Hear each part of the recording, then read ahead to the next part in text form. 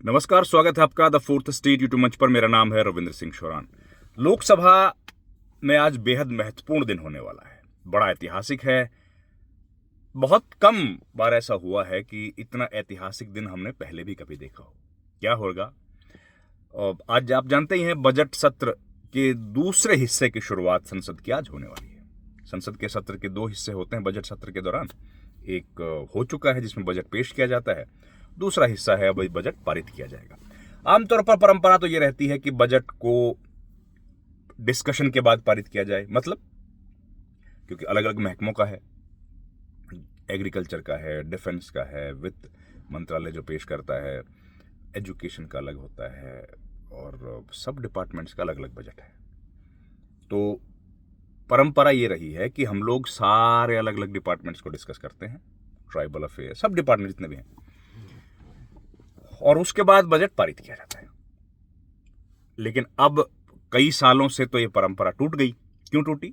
क्योंकि समय ही नहीं होता, किसी के भी पास समय नहीं है, और समय है तो उसमें फिर हंगामा होता है, बहस नहीं हो पाती है। तो गिलोटिन नाम की एक पद्धति होती है जिसमें सारे बजट को एक क्लब किया जाता है, सारे मिनिस्ट्रीज के बजट को, और एक साथ पास कर दिया जाता है। वही परंपरा कई सालों से चल रही है, वही होगा, क्योंकि कहाँ डिस्कशन कर पाते हैं, कर नहीं पाते डिस्कशन। तो खैर, वो महत्वपूर्ण तो है, वो तो अभी हो जाएगा, अभी तो क्योंकि सत्र चलेगा अप्रैल तक। तो आज जो होने वाला है वो बड़ा महत्वपूर्ण है। ओम बिरला के खिलाफ जो अविश्वास प्रस्ताव आया है, उनको हटाने के लिए जो रिमूवल नोटिस दिया गया है, उस पर बहुत महत्वपूर्ण गंभीर चर्चा होगी।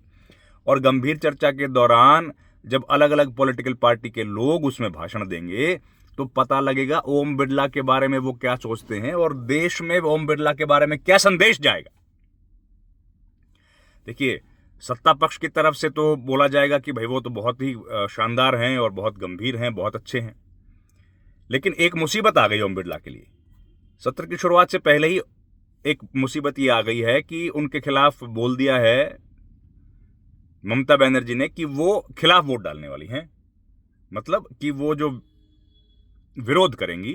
और पहले उन्होंने नहीं किया था, पहले उन्होंने कहा था कि हम लोग वेट करेंगे, मतलब कि जो अविश्वास प्रस्ताव साइन किया गया था, रिमूवल का नोटिस दिया गया था, उस पर ममता बनर्जी के सांसदों ने दस्तखत नहीं किए थे।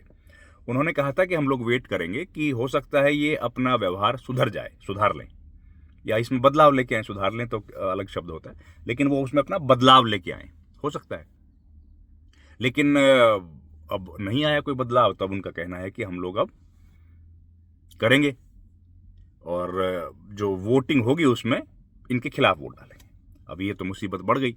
हालांकि इस सब के बाद भी कोई असर पड़ेगा ऐसा नहीं है, क्योंकि जो नंबर्स हैं वो तो सत्ता पक्ष के पास ज्यादा हैं और हमेशा सत्ता पक्ष के पास ही ज्यादा होंगे।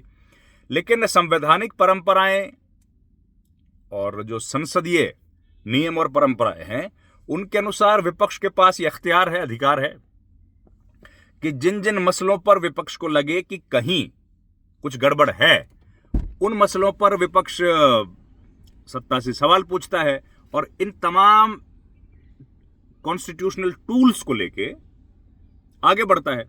और उसी का ये क्रम है कि जो नोटिस है वो दिया जाता है ओम बिरला या स्पीकर को हटाने के लिए, और उसके ऊपर फिर काम किया जाता है। तो वो नोटिस दिया गया है, और खबरें तो ये भी हैं कि सीईसी ज्ञानेश कुमार के खिलाफ भी एक नोटिस आ सकता है। ज्ञानेश कुमार का कामकाज करने का तरीका लगातार विवादों में घिरा हुआ है, आप जानते ही हैं। तो खैर, अब जो जब आएगा तब आएगा, लेकिन अभी जो कहानी है वो ये है।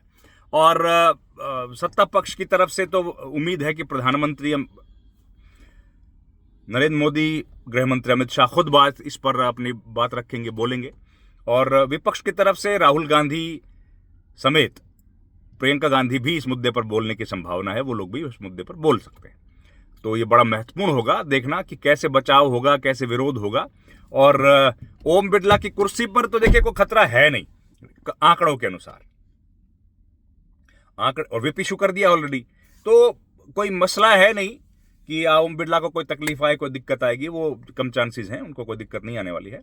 लेकिन सवाल तो खड़ा होगा, इतिहास के पन्नों में ये दर्ज होगा, और किसी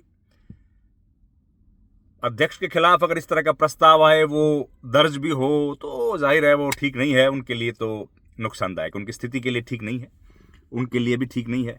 अब आज से कई साल के बाद भी अगर कोई देखना चाहेगा कि भाई कौन से ऐसे स्पीकर थे जिनके खिलाफ इस तरह का प्रस्ताव आया था, तो ओम बिरला का नाम आएगा उसमें। इसके अलावा भी आया है, मावलंकर साहब के खिलाफ भी आया था, वो कुछ लोगों के खिलाफ आया है,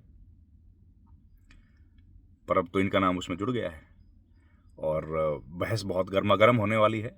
तो हम लोग भी देखेंगे, आप भी देखिएगा, और बहस के बाद भी आपसे बात करेंगे। लेकिन ये एक उन लोगों के लिए जो संविधान के स्टूडेंट्स हैं, पॉलिटिकल साइंस पढ़ते हैं या यूपीएससी आईएएस अच्छी की तैयारियां करते हैं किसी पीसीएस एग्जाम्स की, उनके लिए बड़ा इंपॉर्टेंट है। उनको जरूर देखनी चाहिए ये डिबेट, बहुत सीखने को मिलेगा। और राजनीति शास्त्र के छात्रों को जरूर देखनी चाहिए, इससे राजनीति भी सीखने को मिलेगी कि कौन पॉलिटिकल पार्टी किधर भाषण देती है और फिर किधर वोट भी डाल देती है। वोटिंग की नौबत आएगी, मुझे इस बात की भी संभावना बड़ी कम लग रही है कि वोटिंग की नौबत भी नहीं आएगी उसके पहले ही, क्योंकि नंबर्स तो है नहीं, नंबर्स तो नहीं है, और कई सारी हो सकता है पॉलिटिकल पार्टीज नंबर ना भी सत्ता पक्ष के तरफ वोट डाल दें, एब्सटेन कर जाएं, तो ये सब होगा, देखते हैं। लेकिन जो भी होगा मजेदार होगा, देखेंगे, आप भी देखिएगा।